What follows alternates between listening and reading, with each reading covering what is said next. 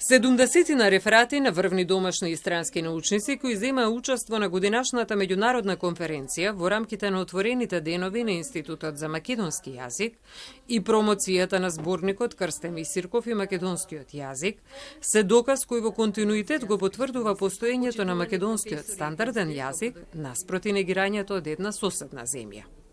Знаете како, тоа е испеана песна. Одамна и мислам дека сега користат некои дневно политички моменти за повторно да се актуализира последниве 2-3 години тоа прашање. Ова прашање е апсолвирано далечната 1944 година. Значи пред 80 години е апсолвирано во минатите 8 децении.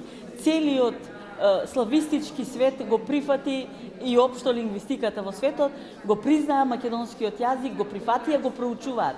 Затоа зборуваат сите странци што и сега од денес до утре ќе бидат во Институтот за македонски јазик, но и на сите конференции. Пролетва имавме конференција во минатите 8 години, ова е 9-та поред. За професор Тантуровска, науката е таа која треба да го има клучниот збор во однос на сите важни прашања. Такви изјави од секогаш постоеле. Сметам дека денеска во 21 век кога постојат современи јазици кои се кодифицирани, сметам дека апсолутно тоа не треба да биде на дневен ред. Науката се занимава со научни истражувања, тоа е покажано со научните документи, така што сметам дека сето друго не е наука.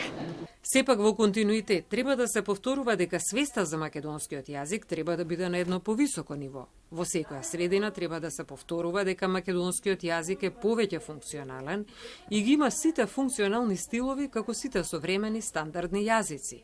И кога ќе излезете на еден јавен настап, вие треба да го почитувате македонскиот стандарден јазик, додава професор Тантуровска.